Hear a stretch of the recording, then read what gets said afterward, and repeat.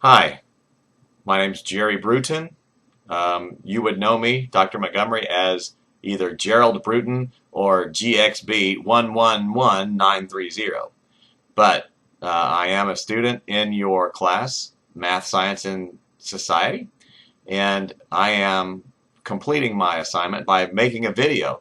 I have the good fortune of having a son who is quite gifted in the areas of technology, and in an effort to try and get better, Dr. Montgomery, and use the technology more, he and I have had conversations, and you should know that in the future, one of the things that I'm going to be doing as an old school teacher, I'm about to enter my 27th year in the business, but one of the things that I'm going to be doing is using this kind of technology to, sorry about that, using this kind of technology in my teaching so that I can hopefully connect with my students better. I'll be using it for perhaps providing test reviews online. I'll be recording lessons and then letting my students gain access that have been absent, perhaps to the lesson by way of the internet. So I'm going to get used to using this technology, and so I'm using this opportunity to do my project this week in a video format as a means to learn the technology. So this week, our particular topic that struck the nerve with me the most was in the area of consumption. Now, one of my things with regard to environmentalism and environmental issues is that it is all about personal choice. It's all about personal choice. When we are talking environmental issues, the personal choices begin with just basic purchases, not just major purchases. Like a major purchase, for instance, you might consider a hybrid car as opposed to a combustion engine, internal combustion engine, a gas-powered engine. You might consider an electric car. These are the kinds of large purchases, but there are, in fact, small purchases, daily purchases that you can make that would have that impact on consumption. And specifically, the part of consumption that really concerns me the most is as we package products, as we buy products, how much of the packaging itself simply ends up in the landfill. And it serves no purpose other than to decorate the product, or to make the product more visually pleasing to the eye. So, we need to make those choices. And in order to make good choices and really to do our job as teachers, we need to make sure that the public that we serve, whether they be the students in our classroom, their parents, or the teachers that we teach with and come in contact with on a daily basis that perhaps don't have this information, don't have this knowledge, that they're informed about these issues. And so what I'm going to be showing you in this video project is a series of products and product presentations, and I'm in a Best Buy store and I'm in a Target store, and we're going to be looking at some packagings and how those things can be done in more environmentally sound ways and how they can be done in ways that really are quite wasteful. And by showing these things and sharing these sorts of product presentations with our students, rather than tell them which products to buy, we empower them. And really, Dr. Montgomery, that's my belief about who we should be as a teacher, is rather than tell students what to think, we need to empower them to think for themselves. And by demonstrating and showing them these products, we will inform them, and they then in turn will make the choice to make those informed decisions and let those companies know with their dollars what kind of products that they want to see on the shelves, what kind of environmental issues. So without any more delay, I'll give you my video excerpts from what I saw on my trips recently to a Best Buy store and a Target store.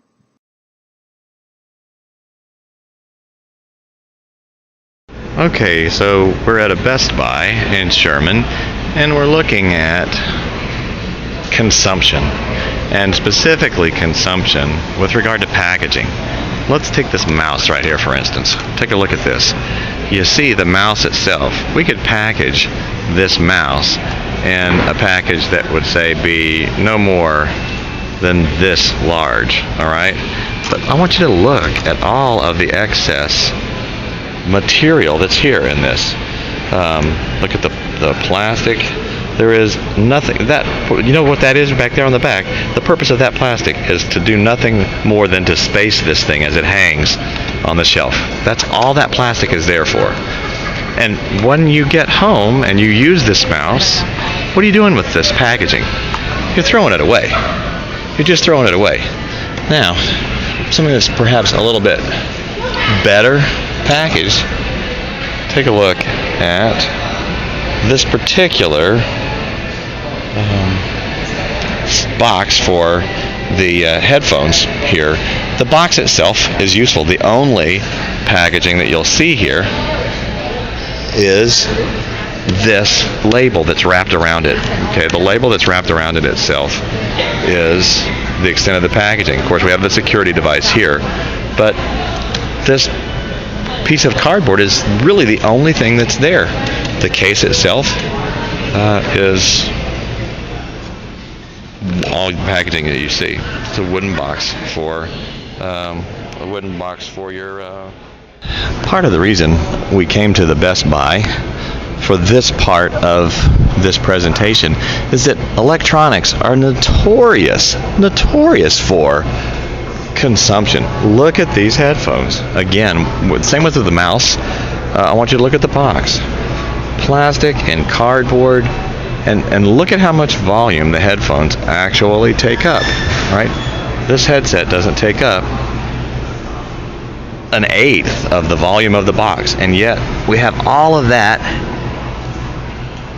and that goes in the landfill. All right, since we picked on headsets, I figured I'd come straight to the headset aisle where we have both headsets and earbuds, because you can see both good and bad. Again, with the actual headphones, the same situation we saw earlier. Have a humongous box, plastic, cardboard, a lot of excess. Now these Sonys, somewhat better. You can see that the headphones themselves turn sideways, so that when it comes to packaging, they take up a lot less space.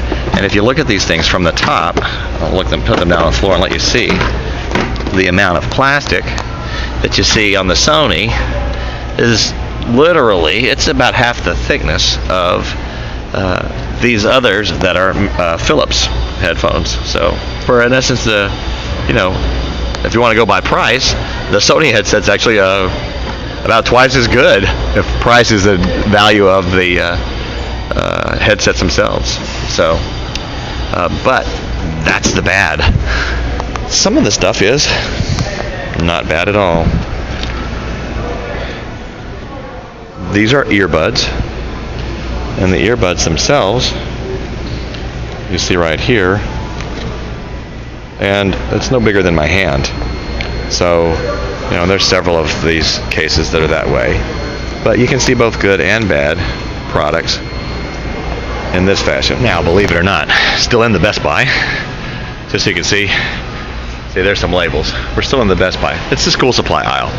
And I want to show you both good and bad with packaging here, because you can continue to see it here.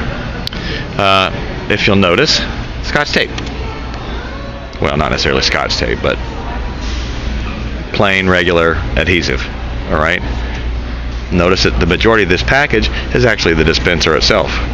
Little cardboard backing on it, and it's been my experience, most people wouldn't even take that cardboard backing off. All right, they would leave that in place. Again, excellent packaging. Spool, dispenser, all in one for this strapping tape. All right, for moving tape, whatever you would call it. It's all in one. It's a one-piece deal. What you would buy, you would use. Looking down here, everybody's favorite, Elmer's glue. Notice the dispenser itself is here. What you have is no packaging at all other than the bottle. All right, you have no packaging at all. And that is ideal when it comes to consumption, because at the end of this product's life, the only thing that you would have to dispose of would be the bottle itself. And even that might not be disposed of. You might find that you can use a jug of glue and refill this bottle and reuse it many, many times. So that may not even be the case. Again, right next to them, Crayola crayons, 64 bucks. You know, I never got these whenever I was a kid. I only got the 24. But I always wanted the 64 with the sharpener in the back. Yeah, there it is. Never got these. But look, the package itself is the case. It is the carrying case for these crayons. So no excess packaging right here. No consumption. Well, there went a bottle of glue. And moving over just a bit, and this is common with other tablets as well, but you see, you know, you get the tablet, no excess, no waste, no packaging. Here is the worst offenders ever when it comes to consumption. Software. Now, of course, these are empty boxes, but what you would purchase would end up looking just like that. You would actually get a case that had that very same look to it. It's a CD. But yet you have a huge, huge package. Much waste. And they're shrink wrapped. They're wrapped in plastic. So the software aisle, unbelievable. This may have more than one CD in it. I want you to look at the box. Look how huge that thing is. And it's all about shelf appearance. So could we not package our software? And look, by the way, just take a look at this whole shelf. I mean, it goes on forever. Could we not find a way to package software that would perhaps be a little more environmental friendly? I'm thinking that we can. Seriously. You know, put it in a sleeve. At the very least, put it in a DVD case. Something like that. But there is no need for a box that's this huge for a CD. No need for boxes like this with CDs in them. Okay, so moved over a bit, and we're looking now at cables. And Dynex does a really decent job with their material. I'm not plugging Dynex per se, but you've got some twist ties, and you've got a shelf hanger for the cardboard packaging that holds the cable together. All right, and that's it. Okay, the cable itself is loose. It's not contained in a bag. It's not, shrink wrapped. It's not, pinned against a card. It's loose. It's hanging loose in the shelves. And again, you see, and all of these are Dynex products. Now, some of the Dynex things that are a little more sensitive have to have some protection. I have an HDMI cable here in my hands, and mostly that would be for the protection of the prongs, but there are ways that they could do some things that would not require this much packaging. Okay, consumption. We as consumers have to be more sensitive. If it means that when we are going to buy, in this case, a DVI to VGA cable, that we would consider buying from Dynex to support that company, because their packaging is a little bit more user-friendly than, and not user-friendly, but is a little more environmentally friendly than the same kind of a plug from Rocketfish, which comes in a box that has plastic, and inside you can see that it's packaged in a little plastic case to hold that thing out, and lots of consumption there that's going to do nothing but go into a landfill.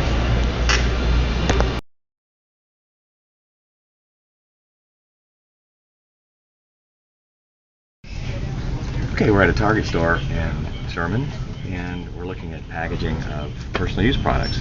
And I've got an ointment or a lotion, an anti-aging thing. I'm not a woman, so whatever. But I want you to look at the package. We've got a cardboard box, got a little window in here, and then there's plastic around it so that the product itself is held into that window.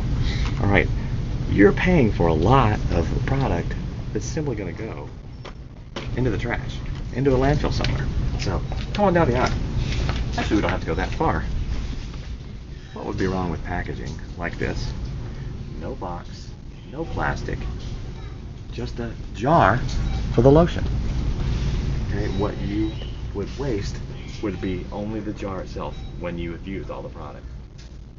That's smart packaging. That's environmentally sound packaging. This is the kind of stuff that we as consumers need to make that choice and purchase these kinds of products as opposed to these kinds of products.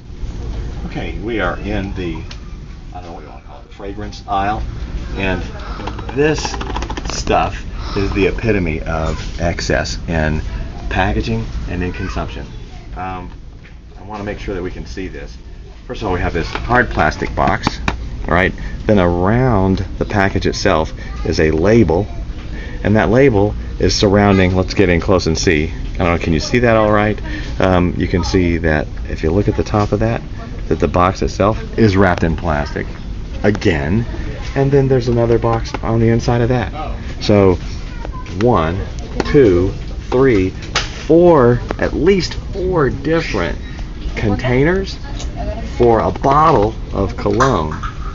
And all that we're going to do with that stuff is throw it out in order to get to the product itself. That is so wasteful. Okay, on the antiperspirant aisle and the personal hygiene products, we've got good in lots of ways, and we've got bad. And I want to show you the good. Here is the actual product itself, antiperspirant, and you have nothing but the dispenser itself. There's a cover to keep the product fresh, and that's it. But the package itself is right there. Okay. Now, one of the things that manufacturers have been doing to help is to have bulk materials, bulk merchandising. So I have a couple here. While we do have it shrink wrapped in plastic, it saves the consumer some money, and you can't put too much in the fact that if you can buy 2 sticks of antiperspirant deodorant for the price of 1, then that's 1 less trip you have to make to the store.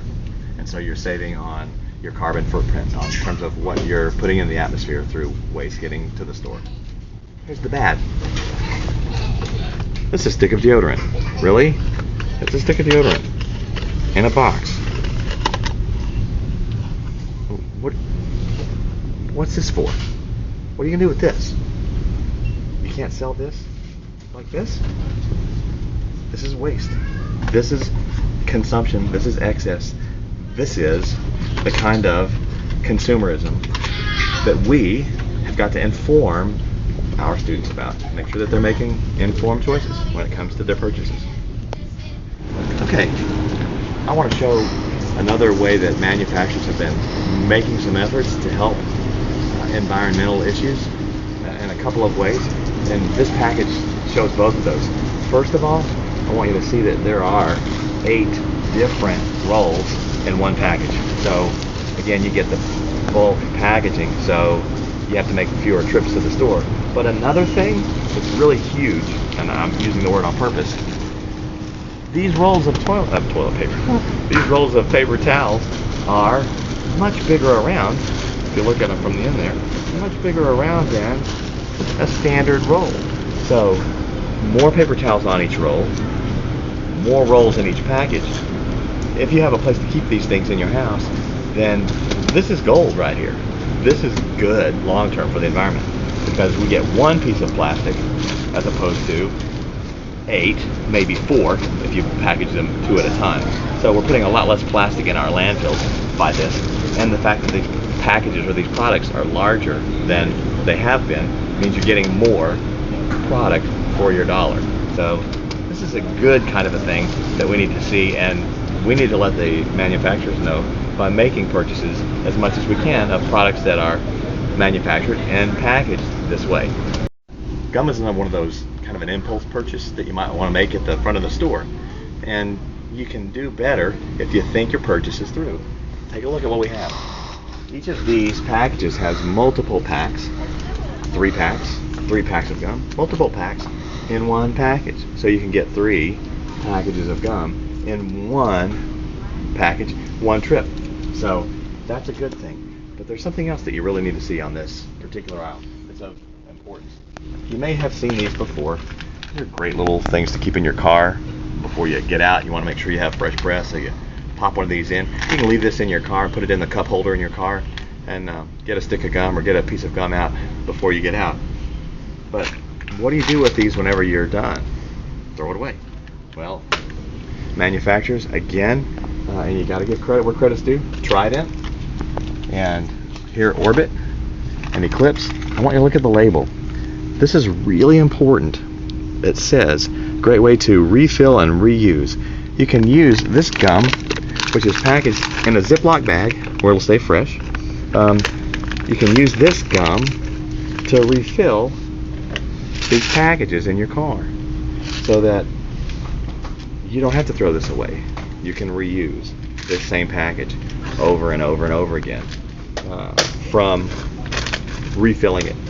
Refilling is a good way to help with consumption and reduce what we put into landfill. So we're in the toy section of the Target store, and again with the packaging, this is the Amazing Spider-Man hot movie that's out right now, and you see you've got a little action figure. Look at how small the action figure is. I don't know what this is, I don't really care, it's not important. The point is, we have all of this packaging on this toy, and the toy itself takes up such a small percentage of the packaging itself, and all you're doing with this plastic, which is not biodegradable, all you're doing with the plastic is throwing it away. That's all you're doing, throwing it away. Alright, still in the toy section at the Target store. We kind of went after the little boys with the Spider-Man action figure, but I gotta tell you, as a daddy of a daughter, dolls and doll accessories are the worst. And if you have a female, if you have a daughter, you know what I'm talking about because you've spent time. It takes forever to get these things off these cars. There's straps, there's plastic forms, there's all kinds of things. This is cardboard, plastic on the outside. If you look, you can see the strap that's holding Cinderella in place around her waist, going back into the box. That's a twist tie. You got to either cut it off or you have to untwist it to get it off. It takes forever to get these things off. And there's so much waste. There's not really a reason for all of this other than to take up extra space on the shelf, make it wider, make it bigger, make it, I guess, more attractive to a small child, a little girl who wants her own Cinderella. Okay, so the packaging is very wasteful in toys.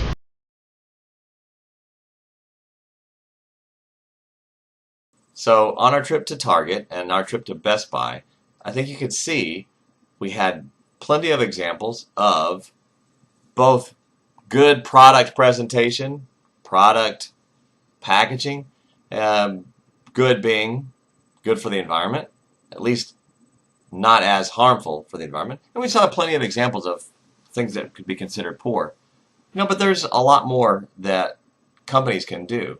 And to that end, I wanted to make sure that I closed off this assignment by sharing with you what a major grocery store chain has done to encourage more sound environmental decisions on the customers that patronize this store.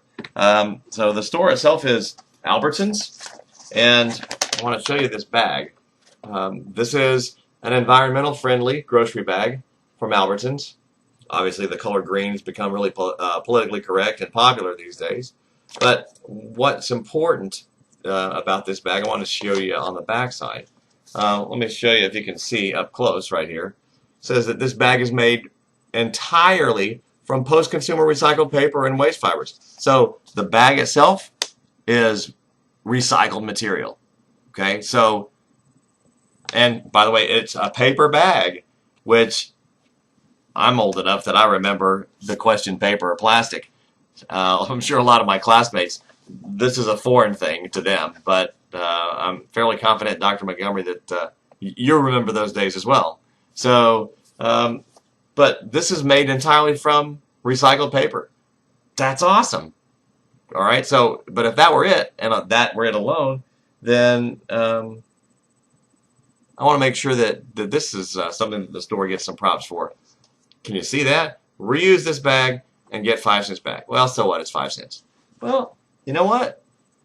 If you go and take this bag back and you put your groceries on your next trip in this sack, you might not think 5 cents is a lot, but what is a lot is that you're not using, oh, I don't know, 3 or 4 plastic bags. And where do those end up? What happens with those? They go in the landfill. All right, and those don't ever break down. Trust me. They take a long time anyway. But this is a cool thing. They also have reusable sacks that are not made of paper, but they are made of a fabric, what feels like a polyester. But those things are then emblazoned with logos, Mavericks logos or Cowboys logos, and at Albertsons in particular, they'll give you additional monies off of those when you use those. So, efforts are being made to help consumers make good choices and inform them about the choices that they're making and how they affect the environment. Hopefully, by informing people of the choices that they make, we'll empower them to make the right choices when it comes to minimizing waste that's going into landfills, minimizing that consumption that we naturally will have to do in order to live our lives, but minimizing it as much as we possibly can and preserving the environment for ourselves and for those that will come after us.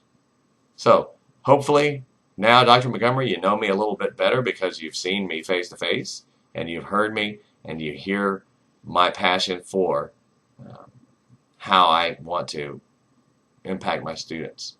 So hopefully this project meets with your satisfaction, and I'll look forward to hearing your feedback on it. Thank you for the opportunity.